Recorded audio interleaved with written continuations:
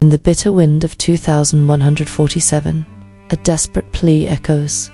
Don't kill me, human, I'll warm your bed. This is the cry of Taryn Valaris, an alien warrior, as she kneels in crimson-stained snow, her fate in the hands of Commander Jackson Reed.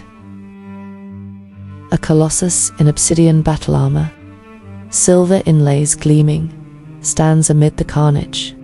Blue light pulses along his suit's seams, casting an eerie glow over the snow-covered battlefield, littered with bodies and reeking of blood and discharged weapons. His breath forms steady vapor clouds through a raised visor, his deep voice steady as he surveys the aftermath. The Terran Special Forces had made short work of the Zelther 7 ambush party, another desperate attempt by the locals to push back against humanity's expanding presence on their frozen world perimeter. Secure, Commander, Lieutenant Bryce. Cole's voice crackled through his calm, all hostiles neutralized. Except for one awaiting your orders, Jackson acknowledged with a grunt and turned toward the lone survivor, a female warrior kneeling in the crimson, stained snow 20 paces away.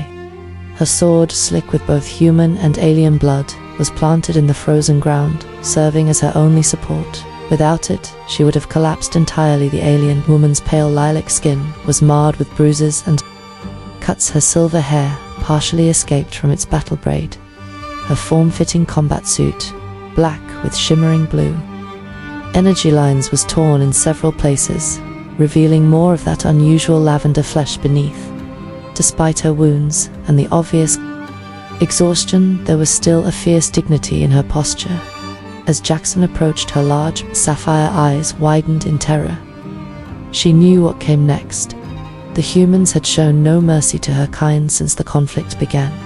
3 months ago, why would this encounter be any different? He raised his plasma rifle, its barrel glowing with lethal energy. One more dead Zelther 7 wouldn't matter in the grand scheme of things. Just another casualty in humanity's relentless march across the stars. Don't kill me, human. Male, her voice was surprisingly melodic, despite the fear that made it tremble. I'll warm your bed. Jackson froze, his finger hovering over the trigger. The alien's words hung in the frigid air between them, unexpected and jarring in all his years fighting. Across a dozen worlds, I had never encountered surrender quite like this. What did you say? He demanded, his deep voice amplified by his helmet speakers. The alien woman's gaze never wavered from his visor, where she knew his eyes must be your people are winning this war, mine are dying. I choose to live. Her grip tightened on her sword hilt. I am Taryn Valaris, daughter of General. I have skills beyond battle that could please you. As Jackson lowered his weapon slightly more, out of surprise than mercy. You'd betray your people, your father. A bitter laugh escaped her blue-tinged lips. My father sent me and my unit to die as a distraction while he relocated our main forces. I owe him nothing, she coughed, a small spray of indigo blood speckling. The pristine snow besides your kind will conquer us eventually. I'm merely being pragmatic. Something about her words rang true. Intelligence had reported fracturing among the Zelther 7 military leadership. If she was indeed the daughter of General Thalen, she could be valuable, far more valuable than as another corpse on this frozen battlefield. Stand up, Jackson ordered, lowering his weapon completely, but keeping it ready. Taryn struggled to her feet, using her sword as support. Once upright, she pulled the blade from the ground, and in a gesture that surprised him, offered it hilt first, toward him. My life is yours, human, do with it what you will. Jackson accepted the weapon, noting its unusual balance in the strange, almost luminescent metal of its blade. My name is Commander Reed, Jackson Reed. Will you accept my offer, Commander Reed? Her voice had steadied now, though, whether from resignation or determination, he couldn't tell before he could respond. Lieutenant Cole approached, his weapon trained on Taryn. Sir, what are your orders regarding the prisoner? As Jackson studied the alien woman for a long moment, protocol demanded he either eliminate her or send her to a detention facility for interrogation. But something in those sapphire eyes gave him pause, intelligence, pride, and a desperate will to survive. She's coming with us, he decided. Alert the shuttle, we have a guest. Cole's surprise was evident even through his helmet. Sir, command won't like. I'll deal with command, as Jackson cut him off. This one might have valuable intelligence, as Cole moved away to relay the orders. Jackson turned back to Taryn. I'm not accepting your specific offer, but I am sparing your life for now. Relief washed over her features, followed quickly by weariness. Then what do you want from me? Human information, he replied simply, and perhaps a way to end this conflict without further bloodshed. A strange expression crossed her alien features, something between hope and disbelief. You would consider peace after all this, as Jackson gestured to the battlefield around them. This benefits no one, if there's another way. I'm willing to listen for the first time. Taryn smiled. A small, cautious thing that transformed her face. Then, perhaps, we both might survive this war after all. As the Terran shuttle descended through the swirling snow, Jackson couldn't shake the feeling that his decision would change everything, not just for him and this alien warrior, but possibly for both their species. Whether that change would be for better or worse remained to be seen. The journey to the human base was a blur of swirling snow and tense silence. Taryn sat rigid in the transport shuttle, her wrist bound by energy restraints that hummed with a soft blue glow across from her. Commander Jackson Reed watched her with unwavering attention, his dark eyes revealing nothing of his thoughts. The shuttle's interior was uncomfortably warm for an Zeltha. 7 beads of moisture formed on Taryn's lilac skin as her body struggled to adapt to the human preferred temperature. She noticed Jackson studying this reaction with scientific curiosity. Your kind prefers the cold, he observed, breaking the silence that had stretched between them since leaving the battlefield. Taryn nodded. Our bodies are adapted to Zeltha 7's climate. This heat, she hesitated. It's rather intimate for my people. Intimate? Jackson's eyebrow arched. Warmth is associated with closeness, private spaces, bedchambers. A deeper purple flush spread across her cheeks. It's why I made my offer. Heat is significant to us. Understanding dawned in Jackson's eyes. So when you offered to warm my bed, it wasn't just a desperate plea. Taryn finished. Though I was desperate, it's a traditional surrender between warriors. The victor claims more than just the battlefield. Jackson leaned forward, elbows on his knees. And that's acceptable to your people? Being claimed as some sort of prize, it's considered honorable, she replied. Better than death, and not permanent, just until the victor releases the claim. She met his gaze directly. Your reaction suggests humans view this differently. A muscle twitched in Jackson's jaw. Very differently. We don't take prisoners as our companions. Then why am I still alive, Commander? Taryn asked softly before he could answer. The shuttle lurched as it began its descent through the viewport.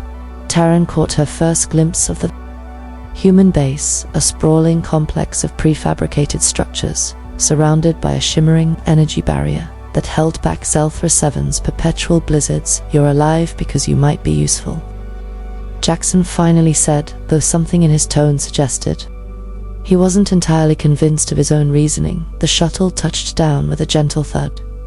2 armed guards immediately flanked Taryn as she was escorted from the craft into a brightly lit hangar. Human personnel stopped their activities to stare at the alien prisoner, the first Zeltha 7 brought to the base alive, rather than in a body bag. Jackson led her through a series of security checkpoints to a medical bay, where a stern-faced doctor awaited to check her for injuries and tracking devices. Jackson ordered, then bring her to the secure quarters in Section C, not the detention cells. The doctor asked, surprise evident in his voice. No. Jackson replied firmly, she's a high-value intelligence asset, not a common prisoner. After Jackson departed, the medical examination proceeded with clinical efficiency. The doctor's touch was impersonal as he treated her wounds, but Taryn couldn't help noticing how his hands lingered slightly when examining the unusual texture of her skin or the structure of her joints. Your physiology is remarkably similar to ours, he commented, yet distinctly different in fascinating ways. We evolved in similar conditions. Taryn explained, wincing as he applied a healing compound to a gash on her arm, just on different worlds. Once treated, she was provided with a simple grey jumpsuit to place her damaged combat suit and escorted to her new quarters. A small but comfortable room with basic furnishings and a viewport showing the swirling snowstorm outside. Hours later, the door slid open to admit Commander Jackson Reed, now dressed in a more casual uniform rather than battle armor. Without the bulky suit, his powerful physique was even more apparent. Broad shoulders, muscular arms, and a soldier's disciplined posture. Your information about the Eastern Defense Grid was accurate, he said without preamble. That buys you some goodwill but not trust. Taryn sat on the edge of the bed, her posture deliberately relaxed despite her racing pulse. What would earn your trust, Commander? More actionable intelligence, the location of your father's new headquarters for starters. She smiled thinly. And if I provide that, what happens to me afterward? Usefulness expires. Jackson crossed his arms. That depends on how this war ends. And how do you want it to end? Taryn stood slowly, moving closer to him with deliberate grace. With more bloodshed or something mutually beneficial. The air between them seemed to thicken. Jackson didn't step back, but his posture stiffened. What are you suggesting? An alliance of sorts? Taryn stopped just short of invading his personal space. My father doesn't speak for all Xelians. Many of us want peace, and you'd betray your own father to achieve it. He betrayed me first, she replied. Bitterness edging her voice. Sent me and my unit on a suicide mission because I advocated for negotiation rather than continued resistance. Something shifted in Jackson's expression, a flicker of empathy quickly suppressed. If that's true, it is, she insisted. Verify it however you need to, but while you do, she reached out slowly, giving him ample time to withdraw, and placed her hand lightly on his forearm. Perhaps we could explore that cultural exchange I mentioned earlier. The contact sent a visible jolt through Jackson. He looked down at her lilac fingers against his tanned skin, then back to her face. That would be inappropriate by whose standards? Yours or mine? Taryn's blue eyes held his on Zeltha 7. Enemies who choose to become allies often seal their new bond. Physically, it creates trust where none existed before. Jackson gently but firmly removed her hand. On Earth we use treaties and handshakes. How disappointingly formal, she said with a small smile. Is that why humans always seem so tense? All those unexplored, diplomatic channels despite himself. Jackson's lips twitched toward a smile. You're persistent. I'll give you that. Persistence keeps me alive, Taryn replied. As does adaptation. I'm trying to adapt to your ways, Commander. Perhaps you could try to understand mine. Jackson studied her for a long moment. I'll consider your offer of alliance, the political one, he clarified. As for the rest, humans and Xelians clearly have different ideas about appropriate prisoner-captive relations. Not prisoner, Taryn corrected. Asset. Remember, an asset should be utilized fully, shouldn't they? Before Jackson could respond, his communication device chimed. He checked it with a frown. We'll continue this discussion later. Unneeded in command as he turned to leave, Taryn called after him. Commander, think about what I said. This war benefits neither of our peoples. Perhaps together we could find a better way forward. Jackson paused at the doorway, looking back at her with an unreadable expression. Perhaps, but trust has to be earned.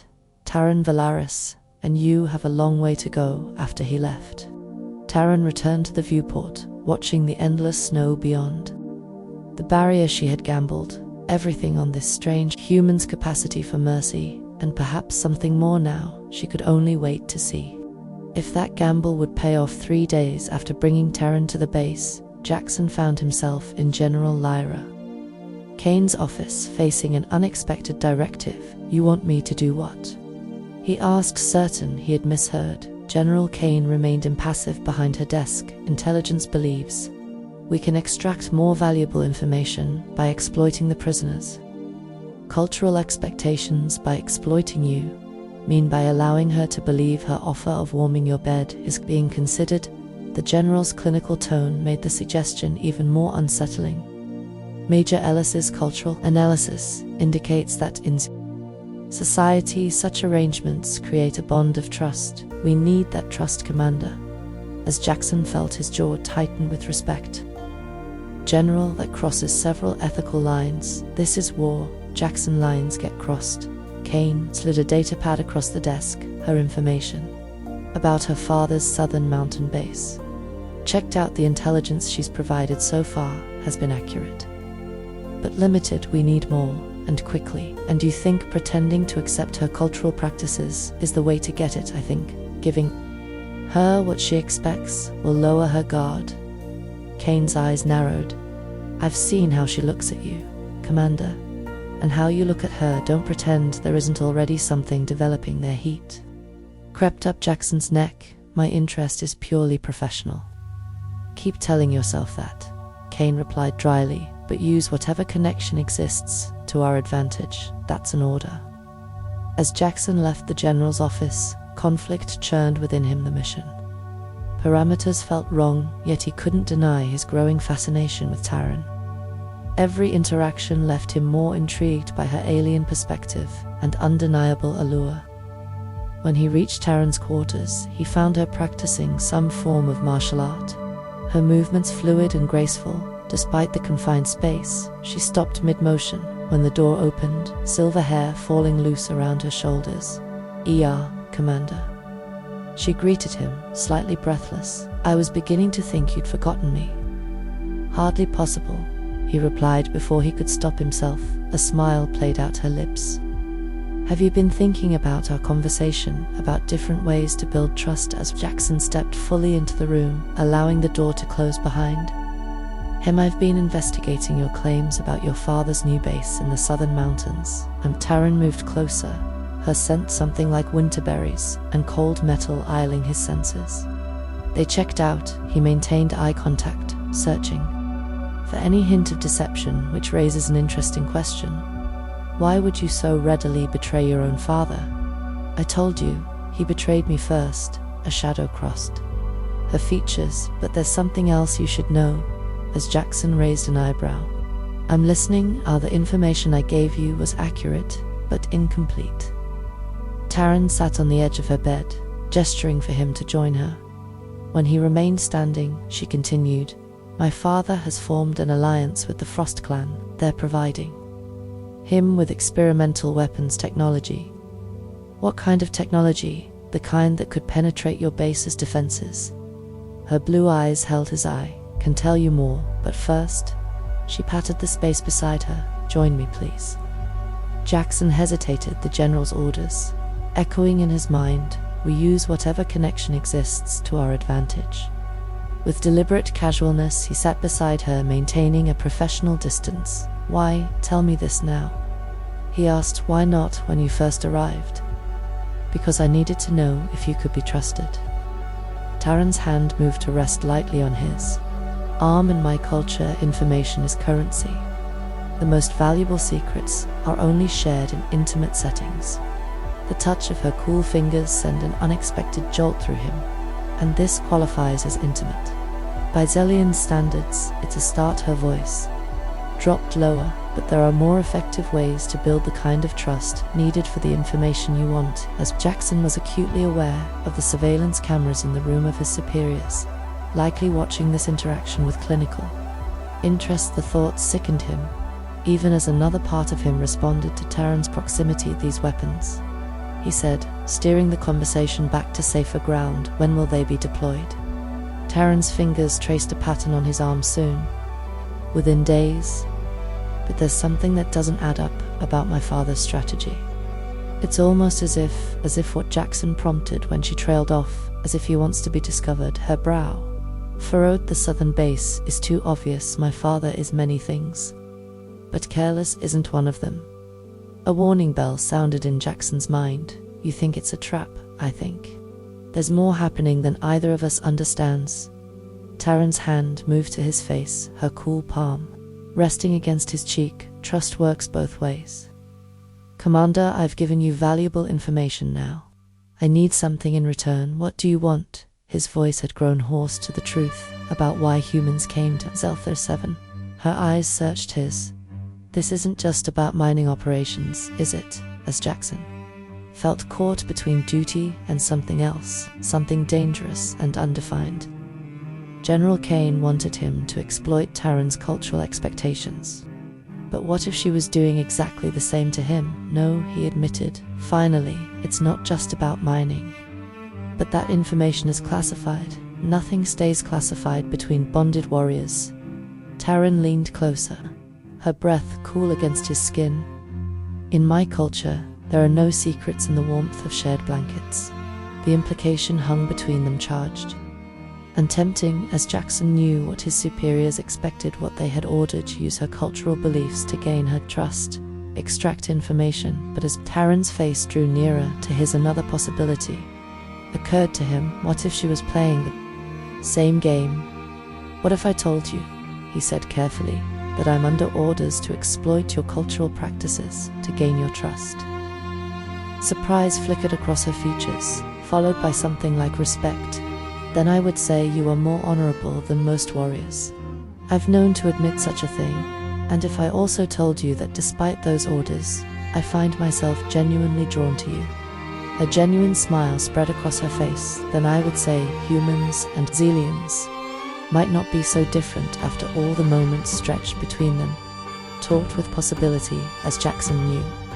He stood at a crossroads: duty on one path, something unknown but compelling on the other. Your father, he said finally, is he really planning an attack, or is this all an elaborate deception? Taryn's smile faded. My father is planning something, but I'm beginning to wonder if I'm as much in the dark as you are. She withdrew her hand from his face. Perhaps we're both being manipulated by whom, that she said softly, is what we need to discover together.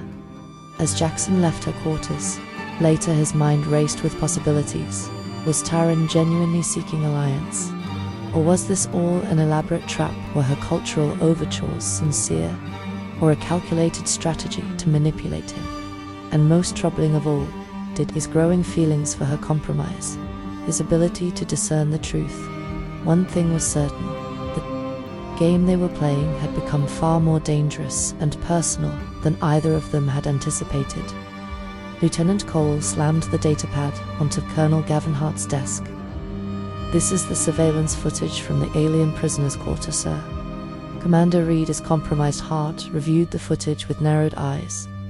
Jackson, sitting beside the Zelian female, her hand on his face, their faces drawing close. Interesting, he murmured, but not entirely unexpected. So regulations clearly state. I know the regulations, Lieutenant. Hart silenced him with a sharp look. What I find more concerning is this. He pulled up another file. Communications logs between the base and AN, unknown frequency. These encrypted transmissions originated from the prisoner's quarters during Jackson's visits. Cole's eyes widened.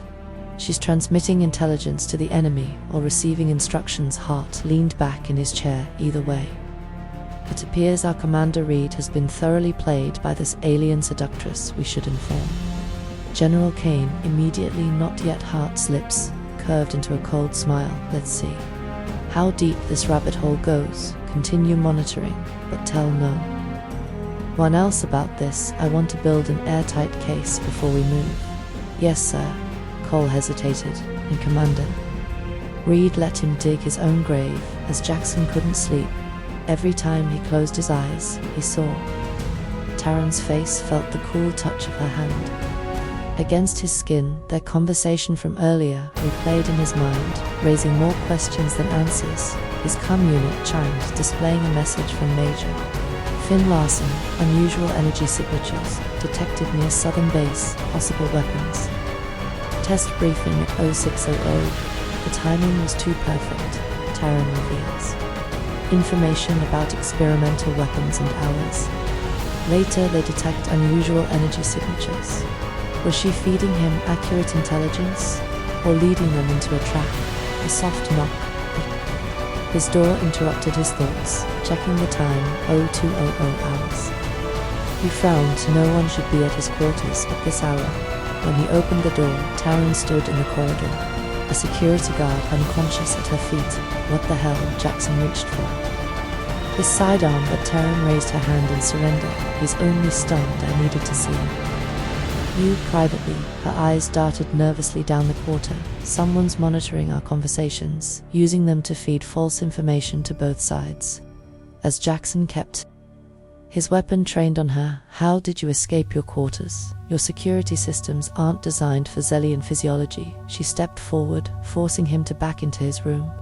We don't have much time. They'll discover I'm gone soon. Who's they? Jackson demanded, not lowering his weapon. Someone in your command structure is working with my father. Taryn's voice was urgent. I've been receiving coded messages through the surveillance system in my quarters. At first I thought they were from my father's loyalists, but the pattern was wrong. So you've been communicating with someone? Jackson's suspicions hardened. You lied to me. I didn't lie, I just didn't tell you everything. Taryn moved closer, seemingly unconcerned by the weapon pointed at her. I needed to confirm my suspicions before I brought them to you.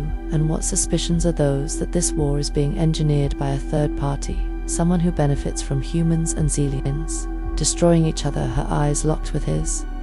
Someone who has infiltrated both our command structures. As Jackson wanted to dismiss her claims as desperate fabrications, but they aligned too well with inconsistencies, he noticed himself.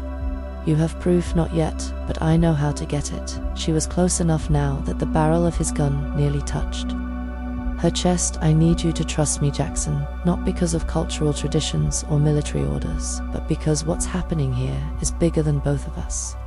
The use of his first name shouldn't have affected him, but it did. If you're playing me, I'm not. She placed her hand over his, gently pushing the weapon aside.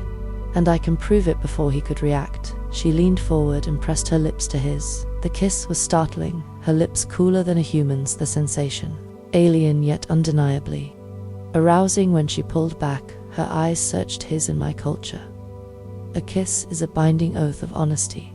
I cannot lie to you now. As Jackson knew it could be another manipulation, another cultural claim he had no way to verify. Yet something in her expression, in the vulnerability of the gesture, reached past his defenses. What do you need from me? He asked, holstering his weapon. Relief flooded her features. Access to your communications array. I can trace the encrypted signals to their source. That's highly restricted. I know, that's why I came to you. Her hands still rested on his. There's something else you should know. The reason I offered to warm your bed wasn't just cultural tradition. The admission hung between them, charged with unspoken meaning. As Jackson found himself moving closer, drawn by something beyond duty or suspicion. Why then? Because from the moment you spared me on that battlefield, I saw something in you that reminded me of what I'd been fighting for. Not conquest or power, but the possibility of something better. Her fingers intertwined with his.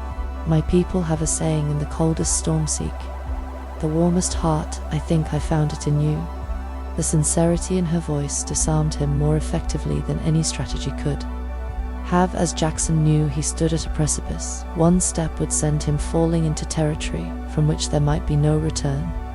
He took that step, pulling her against him as his mouth found hers. This kiss was different, hungry, desperate, a release of tension that had been building since their first encounter on the battlefield. Her body molded against his cool, against his heat.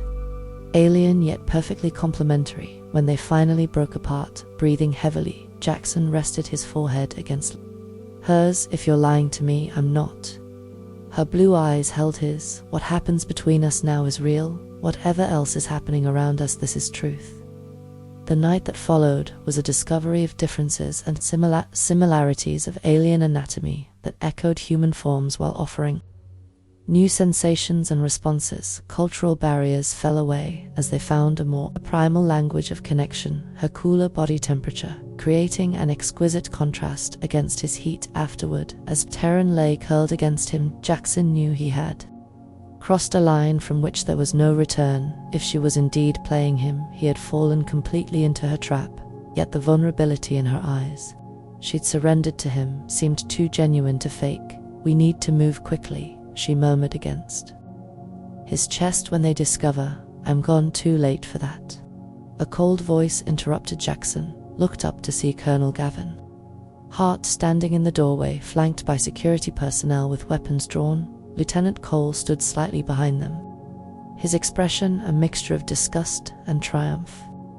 "Commander Reed," Hart said with false formality, "you are hereby relieved of duty, pending investigation for treason and compromising security protocols." His gaze shifted to Taryn. "And you, alien, have just sealed your fate as security personnel." Moved to separate them. Jackson caught Taryn's gaze. The fear in her eyes seemed genuine, but so had everything else. She'd shown him, had he been manipulated from the start, or had he just found an ally in the most unlikely place?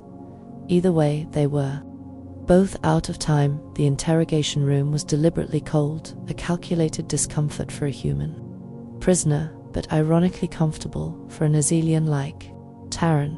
She sat alone, energy restraints binding her to the metal chair, wondering if Jackson was enduring similar treatment elsewhere in the facility. The door slid open, and to her surprise, General Ira Kane entered rather than Colonel Gavin Hart.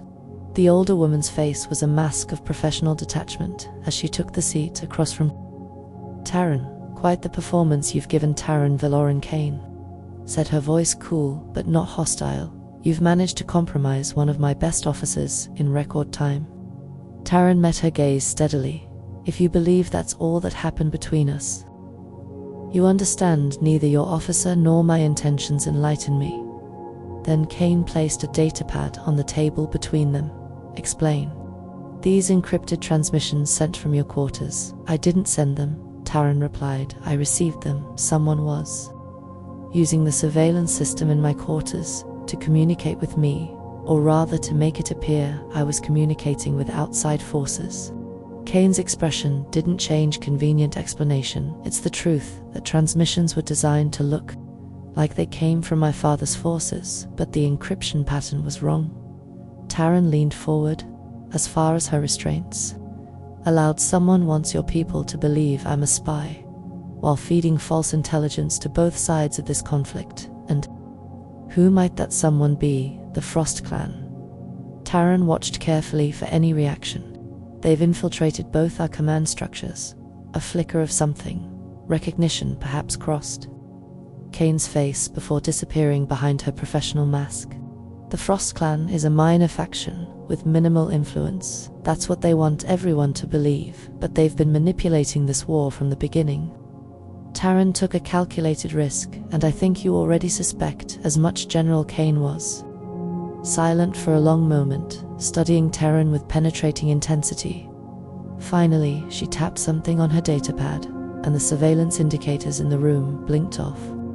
"You have exactly 3 minutes before security protocols automatically reactivate," Kane said, her voice lower. "Speak quickly." Taryn didn't waste the opportunity. The Frost Clan discovered something beneath Sulfur 7's surface. An energy source unlike anything our people have seen. They need both humans and Zillions, distracted by war. While they extract it, my father doesn't know he's being manipulated, but Colonel Gavin Hart does. He's working with them. Asterisk, that's a serious accusation. Check the communication logs, not just from my quarters, but from Hart's private terminal. He's been feeding my father selective intelligence, ensuring the conflict continues. Taryn's eyes locked with Kane. "And now he has." Jackson Kane's expression hardened. "Commander Reed violated multiple protocols. His actions were exactly what Hart wanted." Taryn interrupted. "He's been watching us, waiting for the perfect moment to discredit Jackson and remove me as a threat." The general checked her time. "Peace, 30 seconds. The weapons test your people detected. In the southern mountains, it's not what you think. The Frost Clan is testing technology powered by what they've found beneath the ice. If they succeed, both our peoples will be at their mercy." Taryn's voice grew urgent. "You need Jackson, and whether you like it or not, you need me to the surveillance." Indicators blinked back to life, just as Kane stood guard. She called, and the door opened immediately. "Return the prisoner to the high-security detention cell. No visitors." As the guard led her away, Taryn caught Kane's final glance, a look that contained neither trust nor dismissal, but something far more valuable consideration. As Jackson paced his cell mind, racing through possibilities, each more desperate than the last, the only interruption to his confinement had been a brief hostile interrogation by Hart, who seemed more interested in gloating than gathering information. The cell door slid open, revealing Lieutenant Bryce Cole with a security detail on your feet, traitor. Cole ordered, obvious satisfaction in his voice. General Kane wants to see you. They escorted him through corridors deliberately, chosen to maximize his public humiliation. Fellow officers who had respected him yesterday now watched with expressions ranging from disgust to pity as Jackson kept his head high, focusing on what mattered: Taryn's safety and the truth of her claims. To his surprise, they brought him not to an interrogation room, but to Kane's private office. The general dismissed Cole and the security detail, leaving them alone. "Sir, down, read," she said, gesturing to a chair across from her desk. "General, I can explain. Save it." Kane activated a jamming field around the office. "I need to know one thing, and I need the absolute truth. Is your judgment compromised where the alien prisoner is?" Concerned as Jackson considered lying, then decided against it. "My feelings for Taryn are complicated, but my judgment isn't compromised. If anything, they've given me clarity." "Clarity," Kane repeated skeptically. "About what exactly?" "About the fact that this war benefits neither humans nor aliens. About the inconsistencies in our intelligence. About Hart's unusual interest in prolonging this conflict rather than resolving it."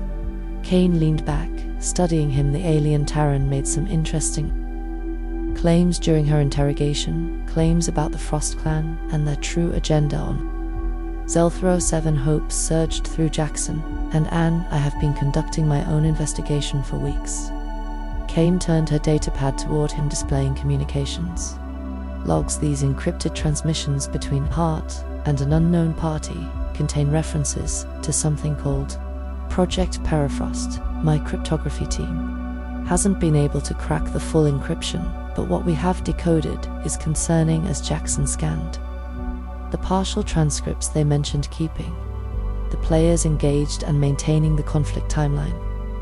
Hart is deliberately prolonging the war, it appears. So Kane reclaimed the datapad. "What I don't understand is why the alien came to you instead of trying to escape when she had the chance." The memory of Taryn's body against his, the vulnerability in her eyes as they'd connected, flashed through Jackson's mind. "Because she's telling the truth. She wants to end this war as much as we should." Kane's expression remained skeptical.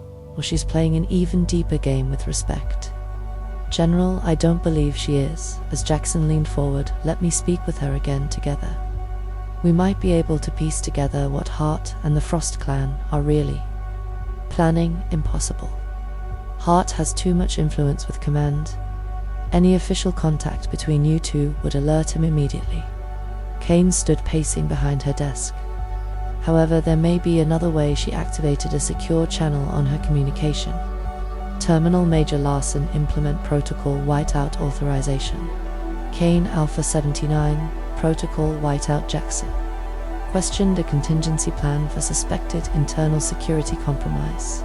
Kane checked her timepiece. "In approximately 10 minutes there will be a base-wide systems reset to address a critical power fluctuation. During that reset, all cell doors will default to open for exactly 47 seconds before the emergency power engages." Understanding dawned on Jackson. "Oh, you're giving us a chance to escape?" "I'm conducting a necessary systems diagnostic during a time of potential enemy activity."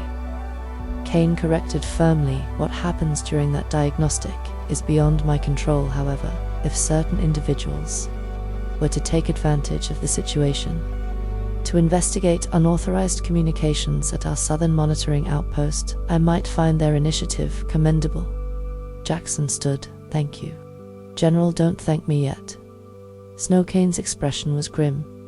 "If you're wrong about the alien, if this is all an elaborate trap, you'll both die out there, and if you're right, you might still die, but at least it will be for something that matters." As security personnel returned to escort him back to his cell, Jackson felt a renewed sense of purpose. Whatever happened next, he and Terran would face it together. Human and Xelian, united against those who would use their peoples as pawns in the coldest stormseek. The warmest heart, her words echoed in his mind as he prepared for what was to come. Perhaps that warmth was what would save them all. The lights flickered and died precisely as Kane had promised, as Jackson counted silently in his head, waiting for the emergency systems to recognize the power failure, when his cell door slid open. With a pneumatic hiss, he was already positioned to slip through the corridor, was cast in the dim red glow of emergency lighting, moving with practice. Stealth Jackson navigated toward the high-security detention area, where Terran was being held. He encountered only 2 guards, both distracted by the sudden system's failure, and managed to avoid them entirely when he reached Terran's cell. She was already waiting at the threshold, a knowing smile on her face. "Your General Kane is impressively resourceful," she whispered, as they moved quickly through the corridors. "She's giving us one chance." Jackson replied, "We can't waste it." They reached the equipment storage bay just as the main power systems began to reboot, as Jackson quickly gathered essential survival gear, thermal clothing, weapons, communications equipment, and emergency rations. Terran, meanwhile, located and disabled the tracking devices and everything. He selected the perimeter sensors will be offline for another 3 minutes, she said, checking a nearby terminal. "We need to move now." They slipped out through a maintenance access point, emerging into the biting cold of Zelthor 7's perpetual winter. The base's energy barrier was temporarily down, allowing them to pass undetected into the vast white wilderness beyond. For hours they trudged through knee-deep snow, putting as much distance as possible between themselves and the human base. Terran moved with natural grace across the frozen terrain, while Jackson struggled to maintain the pace. Despite his superior physical strength, "You're not built for this environment," Terran observed as they paused briefly in the shelter of an ice formation. "Your body expends too much energy generating heat. I'll manage," Jackson insisted, though his face was reamed from the cold, despite the thermal gear. Terran studied him with concern. "We need better shelter before nightfall. There's a system of ice caves to kilometers east that my people use as waypoints." As they changed direction, the wind intensified, driving razor-sharp ice crystals against any exposed skin. Visibility dropped to mere meters as Jackson felt Terran's cool hand grasped his, guiding him forward when his own senses became unreliable in the whiteout conditions. "How can you navigate in this?" he shouted over the howling wind. "Xelians can sense magnetic fields," she called back. "It's how we evolved to survive here." Just when Jackson thought his limits had been reached, Terran pulled him into the mouth of an ice cave. The sudden absence of wind was almost disorienting. The cave extended deep into the glacier, its walls a translucent blue that seemed to glow with an inner light. "It's beautiful," Jackson breathed, his voice echoing slightly and defensible. Terran added, practically already setting up a small heating unit from their supplies. "We should be safe here until the storm passes." As warmth gradually filled their shelter, Jackson removed his outer layers. Terran watched him with undisguised interest. "Your thermal regulation is fascinating," she said. "Your skin flushes with blood to disperse heat. Xelians do the opposite. Our blood retreats from the surface to conserve warmth." "Is that why your skin feels cool to the touch?" as Jackson asked. "Yes, it's also why." She hesitated, a deeper purple blush spreading across her cheeks. "Why the sharing of body heat is so significant in our culture, to allow someone else's warmth to penetrate your core is the ultimate vulnerability." The implication hung between them, charged with memory of their night together. Before either could speak further, a sound from deeper in the cave system froze them, both as Jackson drew his weapon, moving protectively in front of Terran. "We're not alone." They advanced cautiously into the tunnel. The sound came again, a pained groan that was distinctly sentient, rounding a bend in the ice corridor. They discovered its source, and Xelian male slumped against the wall, clutching a bloody wound in his side. Terran gasped, "Kaylee." She rushed forward, kneeling beside the wounded alien. The male looked up, recognition and disbelief crossing his features. Taran howled, his gaze shifted to Jackson, and his expression hardened human. He attempted to reach for a weapon, but Taran restrained him. "No, Kalen, he's with me. He's an ally." "Ally?" Kalen spat the word after what they did to our scouting party. After what they're doing with the Frost Clan. Jackson tensed. "What about the Frost Clan?" Kalen glared at him with undisguised hatred, but seemed too weak to maintain his hostility. "The southern outpost." He said finally, "It's not what either of your leaders think. The humans, they aren't fighting us. They're working with the clan." Taran began treating his wound with supplies from their pack. "Tell us everything, Kalen." "I was part of a reconnaissance unit," he explained, wincing, as Taran applied a healing compound where we're tracking unusual energy signatures. "When we discovered the outpost, it's massive, built into the mountain itself. We saw human officers and Frost Clan elders entering together." "No." Hostility between them, Hart Jackson muttered. "He must have personnel, they're loyal to him. We tried to get closer." Kalen continued, "But they have security technology, unlike anything I've seen. My entire unit was captured or killed. I barely escaped. How?" "Long ago," Taran asked. 2 days I'd been hiding here, trying to regain enough strength to return to our forces." His eyes narrowed at Jackson. "Why are you with him?" "Taran, has he claimed you as?" spoils the question, carried cultural implications. Jackson was beginning to understand assumptions about the relationship based on Zelian traditions of conquest and surrender. To his surprise, Taran's response was fierce. "No one claims me, Kalen. I choose my own path and my own mate." The possessive declaration sent an unexpected thrill through Jackson. Kalen seemed equally shocked, his cultural framework clearly shaken by her assertion of autonomy. "The human way has influenced you?" Kalen observed a mixture of disapproval and curiosity in his voice. "Perhaps for the better." Taran replied, "Their individualism has strengths our collective traditions lack." As they continued treating Kalen's wounds, Jackson studied the interaction with fascination, the cultural exchange happening before him. Taran defending human values, while Kalen represented traditional Zelian perspectives, was as revealing as any intelligence briefing. Once Kalen's condition stabilized, they shared their own story, the discovery of Hart's betrayal, Kane's covert assistance, and their mission to find proof of the conspiracy. "The outpost is heavily guarded," Kalen warned. "You'll never infiltrate it directly. We won't have to," Taran said, a plan forming in her mind. "They'll welcome us inside." "How?" Jackson asked. Her emerald eyes met his determination, and something deeper shining in them. "You'll be my prisoner, a captured human officer, being delivered to the Frost Clan as a gesture of alliance." "And who will you be?" Kalen asked, skeptically. Taran's expression hardened. "My father's loyal daughter, returning to the fold with a valuable gift." She turned to Jackson. "It will be dangerous if they discover our deception." "They won't," Jackson said with confidence. "We've come too far to fail now."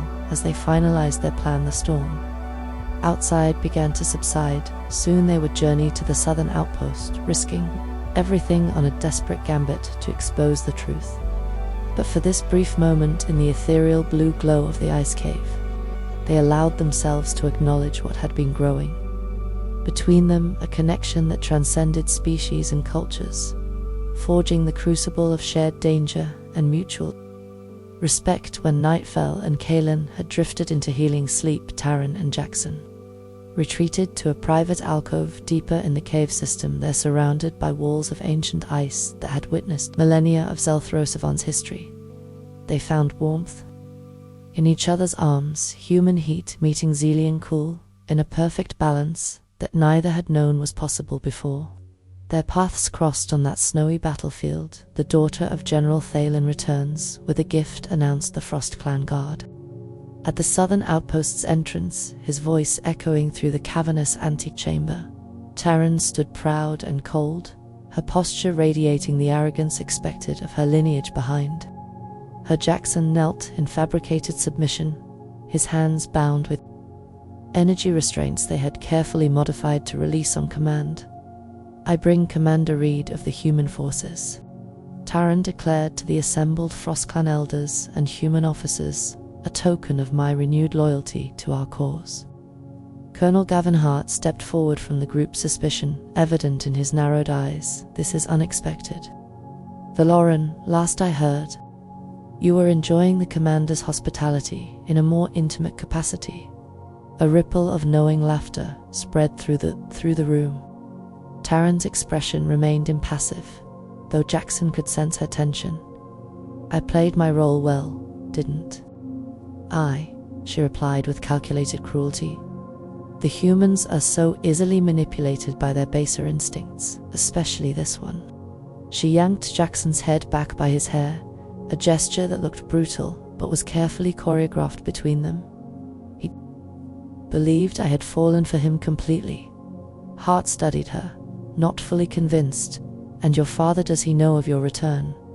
My father believes me, dead or captured. I thought it best to bring my prize directly to those who truly hold power on Zelf. Her gaze swept meaningfully across the gathered FrostClan elders. The eldest of them, a female with skin so pale it was nearly translucent, stepped forward to take the human to the holding cells. We will question him about the main base's defenses later. She turned to Taryn. You will join us in the chamber. It is time you witnessed what we have discovered. As guards led Jackson away, he caught Taryn's subtle nod. Phase 1 complete. Now they just had to survive. Phase 2, the holding cells were minimally guarded. The Frost Clan, clearly confident in their security systems. Using the modified restraints, Jackson freed himself and neutralized the single guard without raising an alarm. He quickly located a terminal and began downloading data about the facility's operations. What he found confirmed their worst fears. The Frost Clan had discovered an ancient power source deep beneath Zeltha's 7 surface.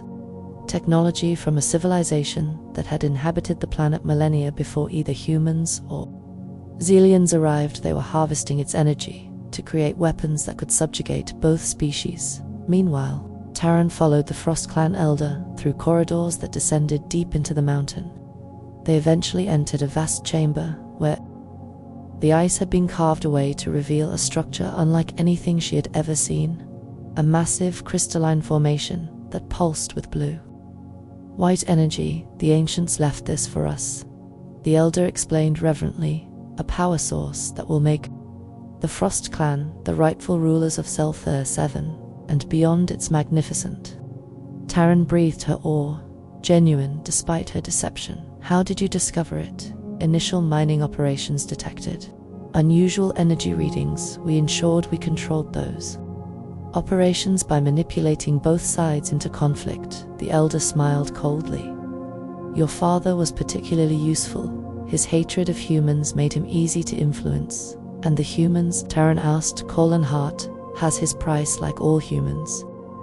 The elder gestured to where Hart stood with several officers examining technical readouts. They provide technical expertise we lack, in exchange for promises of power and territory once the conquest is complete. As if sensing their discussion, Hart looked up and approached. Your father has arrived, he informed Taryn with a smirk. Apparently he received word of your capture of Commander Reed and came to witness the interrogation personally. Taryn's heart raced. This complicated everything, yet might also provide the perfect opportunity. In the security control room, Jackson had just finished transmitting the evidence to General Kane when alarms suddenly blared throughout the facility. On the monitors he saw General Thalen entering with a contingent of Xelian warriors. Perfect timing, he muttered, grabbing a weapon and heading toward the ancient chamber. The confrontation was already underway when he arrived. General Thalen, an imposing figure with the same silver hair as his daughter, but none of her warmth, stood facing both Hart and the Frost Clan elders. Taryn stood between them, her position ambiguous. Father, she acknowledged coolly. Daughter, Thalen replied with equal frost. I see rumors of your betrayal were not exaggerated. The only betrayal here, Taryn responded, is against both our peoples. She gestured to the ancient power source. The Frost Clan has manipulated us all, using our conflict to hide their true agenda. Hart laughed, a touching reunion, but ultimately pointless. The weapon is nearly operational soon. both humans and mainstream. Xilians will bow to a new order, I think.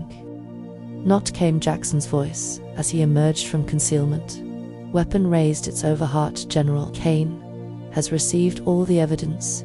Human and Xilian forces are converging on this location as we speak. Hart's face contorted with rage. Kill them all. He ordered the guards. Chaos erupted, energy weapons discharged, filling the chamber with deadly light as Jackson dove toward Taryn, shielding her as they took cover behind a console. General Thalon and his warriors engaged the Frost Clan forces, while Hart retreated toward the ancient power source. He's going to overload it. Taryn realized, watching Hart input commands into the control system, he'll destroy everything rather than surrender.